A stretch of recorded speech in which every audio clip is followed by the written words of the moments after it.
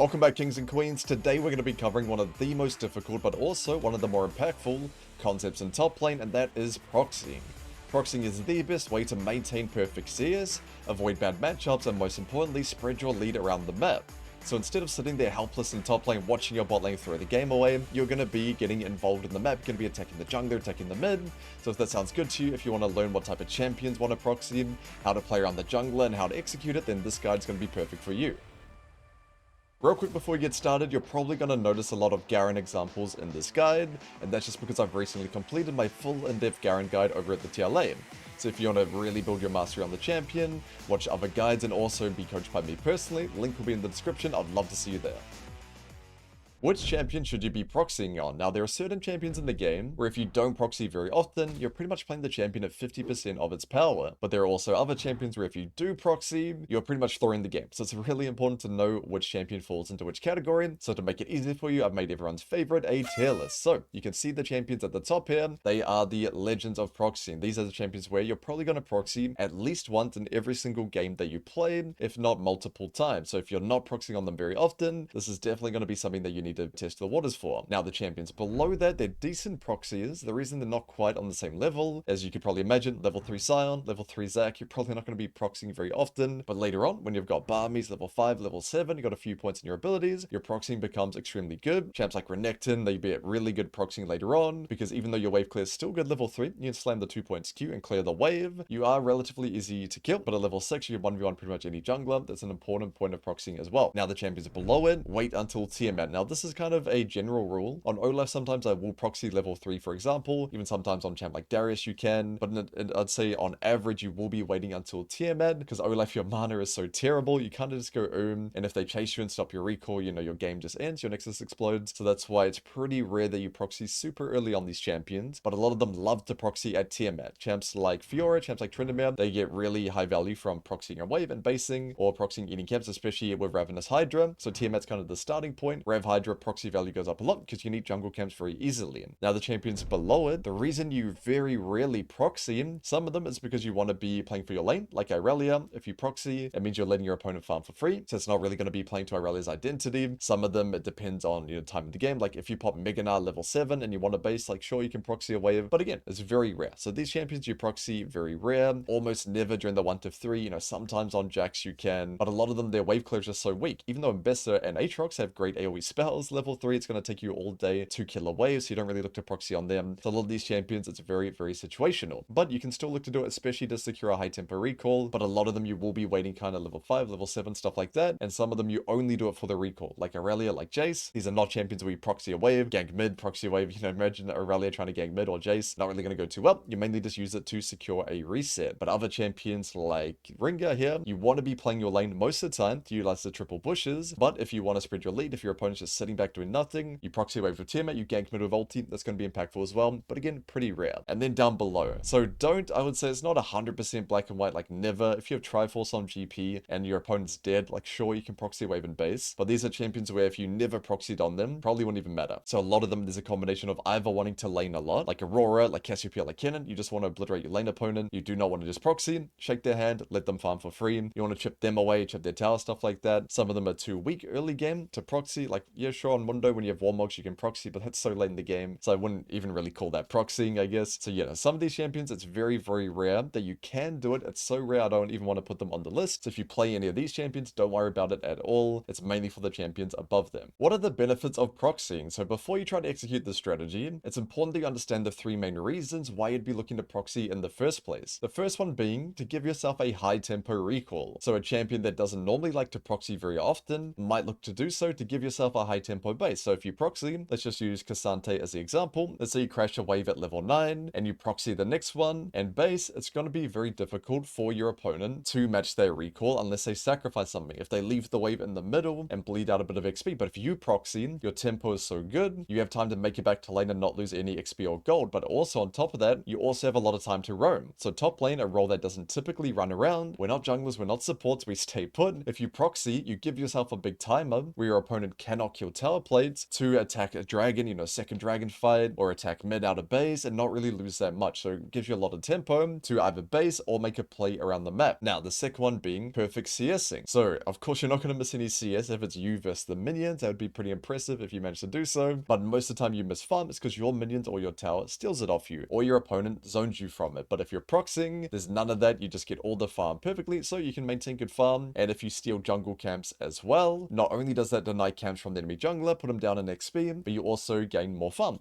More farm, more gold, you get stronger. So it's a good way to get fed without having to really PvP. So it's pretty much like playing the jungle role, don't have to PvP and you get fed for free. So it is pretty broken in that aspect. So this is really good on champions like Garen, who kill waves very quickly, kill camps very quickly, and have good sustain. You can get really, really high CS numbers. And number 3, spread your power around the map. So spreading your power around the map is essentially meaning if you don't want to interact with your lane anymore, so either he's too strong, then you don't want to lane against him, right? Let's just say you're 0-2 and you know, this Darius can just run me down, but you get back to lane first after dying or something, you kill a wave, you go proxy while he's catching the wave under tower, proxy, go into the jungle, proxy onto jungle. You might have versed a Singed or a Garen that's done that to you before, and you just want to beat them up, but you just can't. Really good to avoid bad matchups, or spread your own power around the map in the form of, I don't want to lane against my opponent anymore. He's a 0-3 time Kinch. I don't want to waste time hitting this guy, and I can't really break the tower. Then proxying is really impactful, because instead of just wasting time hitting this Gragas and getting bopped away and, you know, just doing nothing for 5 minutes, proxy, run to the jungle, eat camps, get wards down, kill the jungler if he walks in, or proxy attack mid. Really impactful if the enemy mid is playing a melee champ. If they're playing Yasuo or Sylas or Kiana or something, these champs have to walk up to farm and walk up to trade. And, you know, Yasuo players, they're just full sending it, trying to make montages all the time. So if you can flank them from proxying a wave, ganking mid, and not really losing any farm top, really, really impactful. You can rock up to dragon. Sometimes you can even proxy and lane gank bottom after. You have a lot of options when you're proxying. It's one of the most impactful ways to impact the map, because in top lane, even if you win your lane, even if you get 5 solo kills, that really only benefits you. But if you get a couple kills and then proxy, attack jungle, attack mid, you know, whatever options are in that game, that's how you really increase your impact in the game, and almost on the same level as a jungle champion. How do you get into the proxy position? Now, there are 2 important rules to follow for this one, just to keep it simple. The first one being the wave before you want to proxy, you need to hard push it. You want to kill this wave as quickly as possible, so that you have as much time as possible to get into that proxy position. So don't waste time last hitting, just nuke that wave down. The second one being when to walk through tower or when to walk around the back through the jungle. Now, walking around the back takes longer, so you do need to kill your wave a bit faster than if you walk through, but it is a lot safer as well. So the rule for it is, if your opponent can threaten you as you walk through, you walk around the back, and this is mainly Conqueror or Lethal Tempo champs, because if you walk past a Darius with Conqueror or Yone of Lethal Tempo, by the time you get out of the tower range, they've probably got full stacks onto you, which means they can just stick onto you, beat you down. It's gonna be really uncomfortable. But if you do the same thing versus a Comet Malphite, you know, maybe he Qs you and you just walk past, perfectly fine, very low threat, so you can see when they have high threat against you, walk around the back. If the threat's pretty low, if you feel like, even if this guy full combos me, I'm not going to take that much damage, it's not a problem, then you can just walk on through like you own the place. Now, the biggest roadblock that stops players from proxying is our favorite role, the enemy jungler. A lot of players have tried proxying, you might have experienced this yourself, die to a gank a couple of times, and then feel like it's just too overwhelming and drop it completely. So for that, I've created my #1 rule to proxying. Now, of course, if you know where the jungler is, it makes it very easy. If they're bottom, you don't have to worry about it. But if you don't know where he is, does that mean you can't proxy at all? Does that mean you have to track jungle perfectly? No, all that means is you need to play around my #1 rule, and that is play around the enemy jungler's threat. Do not respect jungle as a role. We don't respect those guys. Play around the threat that the champion has against your champion. So an easy example is if you're playing Garen versus Kayn jungle, you don't need to respect him. He does no damage, he has no threat. You'll just 1v1 him if he goes on you, or you'll get away. But if you play Garen into maybe a Camille top at level 6 with an Elise jungle that has a couple of kills, all of a sudden they have a ton of threat onto you. It's really hard to play around that. So the threat that the enemy jungle, and a little bit of the top as well, if they have good lockdown like the Camille example, the threat that they have over your champion is the biggest thing to play around. If you don't know where the jungler is, think about the threat that they have, because it's very difficult for the enemy top laner to stop you proxying. A lot of time it has to be the jungler. And if the top starts walking towards you, you kite away. We'll touch on that a little bit later. But essentially, if you can beat the enemy jungler 1v1, if he goes onto you, or if he doesn't really have any way to kill you, then proxying is going to be great. And even worst case scenario, if they do kill you and they're a low threat champion, it's going to take them so long, they probably have to use sums. As long as you clear the wave as well, a lot of time that will be okay, unless you have a big shutdown or something like that. So always play around the enemy jungler's threat. If you don't know, you have to try to guess. You have to make a prediction. Okay, I think I can beat this jungle Silas, and then if he ganks you and you lose, then you review it and see if you played the fight poorly, or if you just underestimated his threat, and then you can build it that way. But a lot of times it's going to be quite clear. The jungle champions you hate to see on your team, they probably don't have threat against you, and the jungle champions you love playing with, they probably are quite scary, so you can kind of use that as a metric as well.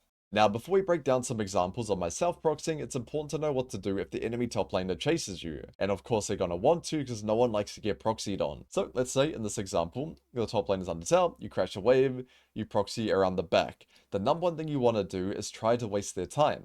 If they try to stop you, the longer they take to kill you or stop you, the more XP they're going to lose. So sometimes if you kill the wave and it takes them ages to kill you, and they lose the entire wave, it's actually worth the death. Now, we don't want to be the boss, we don't want to die too often, so the best way to minimize that is to pull the wave into the jungle. So, of course, you're not going to pull it down here, it's not going to chase you that far, but try to clear it kind of around this area. Try to pull it from the center down through here. The reason why is if you're clearing it in the center, like a lot of players do, and then when top laner chases you, and the jungler comes through here, even if they're a low threat jungler, this is a pretty hard scenario to survive. But if you're in here, and the jungler pops in, you can just kind of go on him and kite down here, pull the top laner away. It's a lot harder to go through the jungler if you're already kind of boxed in, especially if they have like Ornn ulti Sion, that type of thing. So it's good to pull the minion wave down here, kind of around through the golems, and then if you see the jungler, be willing to sacrifice the wave. Be willing to drop a couple of minions. Let's just say you kill the casters, and 2 melees and a cannon goes past, but you're making the top laner chase you around, you're fighting the jungler, chunking them, wasting their time. It's going to be good most of the time, and you can always kind of escape through here. So keep in mind, a lot of the time it's not about just killing the jungler.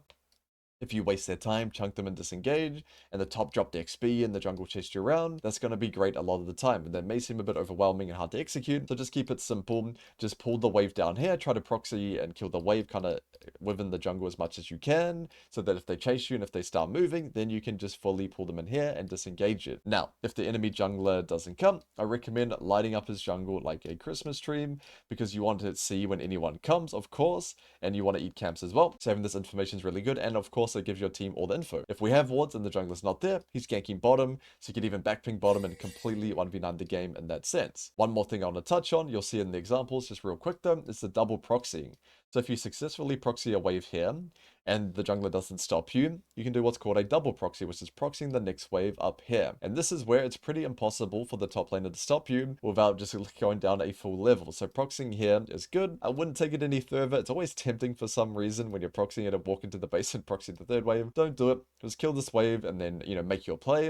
And if you double proxy, you actually have time to base, run to dragon, fight, and barely lose anything, especially if you can TP back to top. Really good way to do it, or TP bottom and base and come back. You have a lot of options if you double proxy, or it just gets you the highest tempo recall possible. It's really hard for them to match your recall if you kill the wave on a double proxy, so really impactful. Just keep in mind it's really easy for supports to lane gank you, so that's something to play around as well. And if you're wondering how to proxy on the other side, it's pretty much the same thing. Hard push your wave, walk around the back here. If you can't walk through, we'll move our jungler down here. Junglers don't play topside anyway. And then you just sort of pull the waves down through into here. And then if you want to ward, you can normally ward up this part here, or this part's good as well, and just live in this jungle as well. Same thing as before. One more thing I want to touch on, speaking of supports from earlier, support and mid roams. And this is kind of the more annoying part about proxying. To be honest, it's just unrealistic to track jungle, support, mid, all that the whole game. So I'd keep it simple for now. I would recommend mainly just tracking the mid laner. As you're going to the proxy position, as you're walking around the back, you just do a quick little roll call, jungle, mid, support. You can do support if you want, but it is a lot less common, but mainly look at mid. Let's say your mid laner's in base, that gives you a good sign. Okay, that means the enemy mid has a player. If you see them killing a wave in your mid's in base, that means they can freely move. So kind of prepare your mental stack, kind of, get it ready in advance and be mentally prepared for them to start moving. If they fog out, then maybe you just proxy and just instantly go back to the lane like this. That's perfectly fine. Wrong side, go back to lane like this. Perfectly fine. You can kind of see like that. So as you're walking to the proxy position, do a quick little roll call in your head, jungle mid support, see where they're at, and that's going to give you the best bet. And keep in mind, you don't have to literally see the mid roaming. If you see your mids getting completely obliterated or they're in base, that means the enemy mid, if they're not dead or something, has a timer to roam top. So that's something to keep in mind as well. Now, as we go through some of my examples of proxying, I'm going to be breaking down exactly what I was thinking in the game to help you get into the mind of a proxyer. So, in this game here, I'm playing up against Malphite. I don't really want to lane against a Malphite. It's going to take so long to kill him. It relies on him doing something dumb. Maybe I can bleed out a CS advantage, but that's not the best use of my time in this game where my team is losing. So, here on my way back to lane, I'm thinking, okay, I want to proxy against him. Right now, I have a tempo advantage. What that means is I've based before him. He needs to base now. We can tell by his bad mana and HP. Really high chance he recalls, so I'm going to use that time to one-shot a wave and get into proxy position. Now, remember, as we're approaching the proxy, quick roll call, jungle, mid support. So right now, support recently showed bottom, mid just TP'd, and it's Morgana. I'm not going to die to a Morgana when I have flash, when I have W. I've never been hit by a skill shot before, so there's no way. Sylas is the only one. Now, I didn't know exactly where Sylas was on this timer, but remember, it's all about the threat. Sylas doesn't really have much threat against me. I can beat him 1v1. I'm not really scared of him. Malphite didn't have ulti at this point, so even if Sylas was on golems right now, for example, they wouldn't be able to kill me. So I go for the proxy here, knowing they don't have the threat needed to kill me. Now I do see him eventually. He's on the blue, so that's fine. I didn't end up needing to, have to 1v1 him. So I proxy here, and once you're in the proxy position, it's so hard to stop you. So like we talked about, ward up the jungle, make it your own, and going for the double proxy. This buys you a lot of time to roam or to eat camps. Now in this game, I'm not going to roam mid, it's wave versus Morgana. Morgana's probably not going to die, so I'm going to go for camps here. So one wave into Raptors, back to the wave, one wave into Golems, one wave at a time by the way, for each camp. And here if Sylas rocked up and crossed my ward, I'd lie in wait and cheese him and kill him, of course. Like we said, it's all about the threat that the enemy jungler has to stop you. So I do Golems here, one more wave yet again, and then I do red as well. The red was a bit overkill to be honest, but you can kind of see the intention there. So just like that, you can see I'm 10 cents per minute. I've 3 camps off the enemy jungler. I've got myself a really good position. And yes, not every jungler is gonna, be distracted. He was killing my team a lot. It wasn't like he was trolling. He was killing everyone on my team. So I used that time to get camps. In another game, he might stop me on the red or the golems, but wasting his time, playing for that kill is a way to spread your lead around the map as well. So you can't just freely full clear and to double kill your bot lane off cooldown. So another good example here, this is a game where I don't want to play the lane for a different reason. Versing Malphite's a little bit boring, he's hard to kill. This game, I'm behind. I've died to a few ganks, this Mbessa has Eclipse versus my Tiamat. So I'm in a really bad position, so I really need to get into a proxy position to avoid having to trade and lane into it. So what I do here is I sacrifice HP to one-shot this wave. So you can see she's going to beat me up. I use my W, I one-shot the wave, and I walk around the back here. So now, once I'm in this proxy position, really hard to stop, and I don't have to lane into this Mbessa anymore. Now, as I'm approaching jungle mid-support roll call, I see Alistar, I see Yasuo. Jungle, I don't know. But again, it's a Sylas jungle, low threat, he can't really kill me. It'll be hard for me to kill him in this game. I don't have Ignite, but he can't kill me either. It'll be kind of a standoff, so I'm perfectly fine to proxy. And then here I see him eventually by Raptors, but even if he was doing golems right now, it wouldn't be a problem. So you always do a little roll call as you enter the proxy position and assess the threat. So one wave into the second wave here. You see I got wards up in the jungle, and then I use this to get a recall to get my stride breaker. So high tempo, and like we said, this gets you a free reset essentially. I got a base and she didn't. Granted, she didn't need to here, but in another game that can be a big deal. So here yet again, I'm going to trade my HP. I still don't want to trade into it even with stride breaker. It'd be a little bit better, but I'd rather have my eye on those tasty camps right there. So I proxy, get this wave into a camp, proxy again, into another camp. You can kind of see the drill by now. So you can see this is a good way to spread your lead around the map. In these 2 games, I utilize my tempo to eat camps. In another game, I'd be looking to kill mid. This game, I was staring at mid the whole time, by the way, as I'm approaching this raptor camp. I'm looking at mid, I want to gank him, but because he's not, out of position, he's not playing aggressive mid or anything like that, he's not even there, of course I'm not going to go for the gank here. So you can kind of see the mindset. If we go back to it, I'm pretty sure I even looked for him after this initial proxy here. So yeah, right here, I proxied, and I'm looking to kill mid because it's Yasuo. Melee mids have to walk up to farm, so I'm looking to flank him, I'm looking to kill him here, staring at the map, but now I don't see him at all, he's fog of ward, so I decide, nah, it's not worth the 50-50 that he might be there or not. So instead I go back here, kill the wave, and get a high tempo recall instead. So you can see I'm looking for options to attack mid, to attack jungle. They're not always going to be there, but the camps always will. So you can usually default to playing for those, and just getting high farm and good recalls down.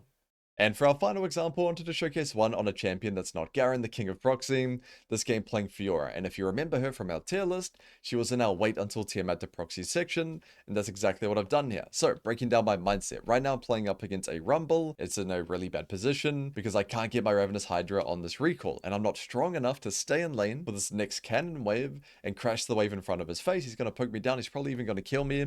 So if this was the olden days back in the day, when I was a young man, I would have to base here because proxying didn't exist then. I'd have to base here, come back to lane with a Vamp Scepter, and be sad still. But because proxying does exist, you can see I get around the back, one-shot the previous wave, and I'm able to one-shot this wave. Now, quick roll call, of course, mid-jungle support. There they are down there killing my team. Let's imagine I didn't see Trundle here, and I had no idea, you know, in terms of game sense, where normally I would feel, you know, he's probably playing bot camps and Dragon. Let's say I didn't know that. Let's say I didn't see him here. I'd probably just have to base here, to be honest. He could kill me if I go for a proxy. Rumble Trundle have the threat to kill me if I proxy on this timer and the Trundle is on Grom. So if I didn't see him here, and I didn't have a hunch that he was doing Dragon and bot plays, I would have to take the small loss and recall here. But because I do see him, or even if I didn't see him because I do feel like he's gonna be bot side, I go for a proxy in this position.